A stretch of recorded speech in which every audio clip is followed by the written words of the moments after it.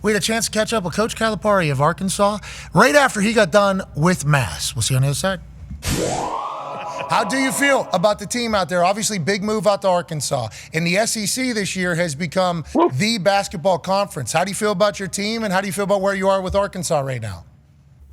Well, we started 0-5, and everybody shoved us in the coffin. And I made the statement they forgot to put the nails in. And our kids figured out a way to get us back in the hunt. And by the end of the year, we were playing really good basketball. And so I think we won 5 of our last 6 of our last 7, whatever it was. And we became that team. Now, we were all in a dark place now, every player I had. And they had to win that battle first. And understand that you're not defined by this stuff. And what you need to do is work, and you need to grind, and you have to battle yourself. You have to win that battle before you worry about anybody else. And that's what we were about. I just was on that more than anything else. A little adversity early is good, especially whenever you're trying to build a culture. You find out quickly who the guys are on your team. I know whenever you got there, you had no team. I think that was kind of the MO, the story. And let's go back in time. I think every chance we've got to talk to you, every time you've described a season for you, it's like at the beginning of the year, we didn't know how to play defense, basically. That is kind of what you say. And then by the end of the year, we know how to play defense. Is that something you think that your team has done very well this year? And is that just the Calipari staple? Is like at the beginning of the year, maybe we don't understand how hard our defense is going to be, but that by tournament time, what was his record? 57-22 or something like that in the tournament. You guys are hell in the tournament. Is it because the defensive side, or where do you see the growth usually whenever it comes to your squads? Normally I have a new team every year. Now everybody's having to do this unless they were to retain guys. We had about 4 teams in our league that retained all their guys. So they were way ahead, and they still are. They're really good. But the reality of it is, for me, it's always a new team. My kids go pro. I got new guys. I got freshmen. We have the youngest team in the SEC. We're the youngest team. And so it takes time. New team, young guys, and then you walk into a murderer's row, and your first 3 games are Tennessee, Florida, and Mississippi, and you get spanked. And now, we didn't get spanked. We were in 2 of those games, had a chance to win. But you lose. You lose. And now what you're hoping is, how do you keep building guys up? How do you keep challenging them? How do you keep making them uncomfortable so they can learn to be comfortable being uncomfortable? How do you keep up? And, myself, I had to get out from under the covers myself. Like, oh, my God, we're 0-5. And we had to figure out what to do as a staff. My staff never wavered. They never wavered. And that's why we are here. These kids came together. They became one heartbeat because they had to. That's awesome. We lost our 2 leading scorers, and we were dying. Our 2 leading scorers were out. I know no one says it and all that. We played without them. And now this team who was left said, we're coming together. We're going to be a team. We're going to all do what we're supposed to. We've been playing 7 guys for about 3 weeks now. Jeez. Are the boys going to be all right? Don't feel bad. No one else feels bad. Hey, are the boys going to be all right? No one's feeling bad. Hey, that's a lot, right? I mean, I know they're young. Okay, they're college-age guys, and the season is what it is. Everybody's banged up at this time of the season, but not having a deep bench is that's tough, right, for whenever it comes tournament time. And obviously, I got some stats here. This is your 24th NCAA appearance, okay, 32 NCAA tournaments held altogether, okay?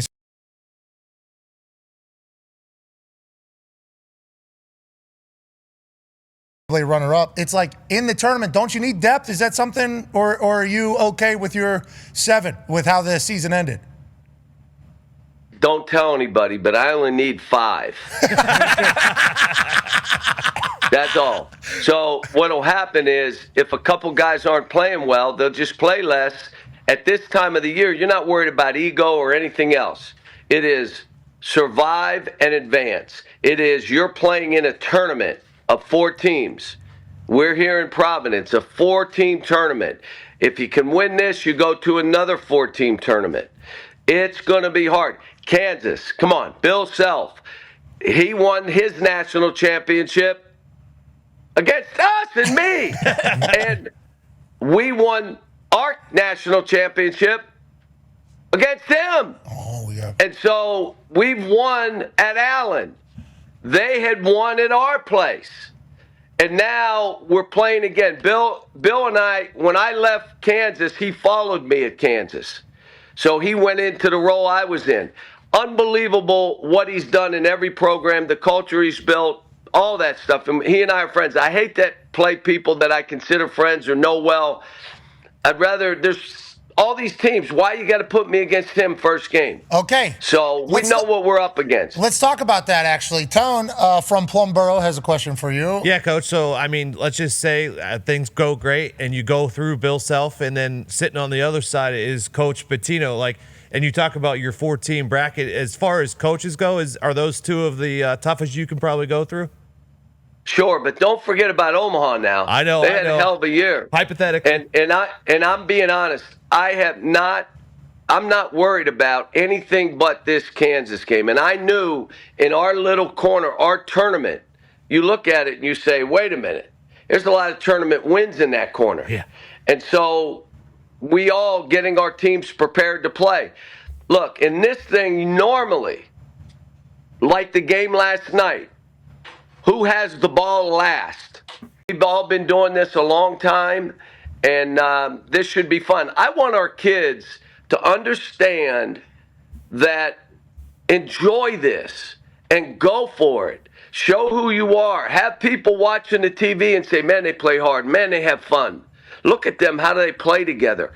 If we get that done, that's all you can ask for as a coach. You can change your life in March Madness as a hooper. Mm-hmm. You know, you can change everything, especially with, what you're cooking out there in Arkansas. This sets a culture up for hopefully the next 10 years, or 30 families, I believe is the amount of people that you were trying to change going into this. Yeah, 30 would be nice. But again, here's what it is. I'm coaching in college, and I have someone's child. But at the end of the day, I can only lead them to water. They got to go drink. They got to go do this. But it doesn't mean I care any less. And there's a lot of individual meetings. There's a lot of meetings about, kid, you're battling yourself. You ain't battling me. You're not worried about. You got to win that battle first and then go on. And that's what I like about this team. It doesn't guarantee success. It doesn't guarantee a win. But I'm going to tell you this, the other guarantees a loss, where you haven't won that battle. Or the minute the first raindrop hits, you cave in. And we had no business, the way they gave us a 0% chance of making the NCAA tournament. So why not go for it? Why not try to do something interesting? Why not be the story? I said at the beginning of the year, I'm writing another story and I'm on the first chapter. Yeah. Well, let's see how this chapter ends. I hope it doesn't end on Thursday, but it may. But I've had fun coaching these teams. I've learned about myself as a coach, because you have all this success, and what you end up thinking is, well, because you coach, you're going to succeed. No. Sometimes there's a bad match. Sometimes you have injuries. Sometimes other thing goes on. Can you coach now? It's easy. We won 38 straight games. The hard thing was keeping everybody happy. We won 38 games a few different times. Totally different than what I went through this year. And I'll tell you, there are other coaches that went through the same thing this year, and I've grabbed those guys and said, you did a great job. You know why? His team was still playing. They were still playing hard. They were still playing to win. And they had every reason to give up, let go of the rope. And the coach would say after, why would he tell me I did a good job? Then you don't understand this stuff yet. You will. But you go on a run, it's a different deal. Yeah, well, when everybody's bought in, I think that is the direct, correlation to the coaching. That is the direct correlation to the culture. You said hold on to the rope. Hold the rope is a big deal. There's somebody hanging off a ledge. Are you going to be the one to let go, or are you going to let your calluses start bleeding? Are you going to hold for everything whenever things are going bad? Are you going to pull that son of a bitch? That's a Rich Rodriguez thing for a long time, assuming a lot of coaches do that. Obviously, your team was able to get through the mental battles of the early season, also having 0% chance, having no optimism outside the building, so mentally ready to go. Let's talk about physically in basketball. Ty has a question for you, Coach. Yeah, Coach. A lot of times in years past when a league is very dominant and then they don't perform very well in like the first 2 weekends of the tournament, the narrative becomes like, oh, well, the league was so good that they just beat themselves down during the season and they just had nothing left come tournament time. But you guys played in arguably the best conference that there has ever been this year with 14 teams getting in. How does that prepare you for the rigors of what you're about to go through in March? What you said is true. Every game this year was a grind. Every game was physical, hand-to-hand combat. It's crazy. It was nuts every game. Will that wear us out or will that prepare us? You know what's great? We're going to see. Having our tournament run through Sunday, which I've argued for years, makes those two teams have a physical, mental, emotional battle on Sunday. And then they're getting into this tournament in 2-3 days. There's a lot of stuff that happens. Who's on the upswing? Who's on the downswing? What region are you in? Don't worry about anybody else but yourself, because when you do, that other team loses, you wasted time. But we're all going to see, because I'm telling you, we deserve 14 teams to be in. We did. But now you're going to see, all right, how do we do? Everybody was all over North Carolina. Geez, they won by 40 last night. Yes. Maybe they should have been in. Yeah, West Virginia would have won by 41, yeah. Hey, how about the governor suing? Only in West Virginia. If I was in West Virginia, I'd go hug the governor right now. Yeah, well, it's be a big one. He needs to stay alive. We need him to stay alive. We need to take care of himself a little bit. But I'll tell you what, state of West Virginia feels like they were left out, and North Carolina heard all the chatter. Yeah, he did. And that bucket looked bigger for them last night. They're pulling up from the logo. That looked like the best UNC team we'd seen all year. What if they go on a run? That's the madness of March. And to get into the tournament, it's obviously a huge blessing to your school and your team. But once you get in, we've seen numerous times, obviously you've said it, anything can happen. Literally anything can happen, especially with the whoa,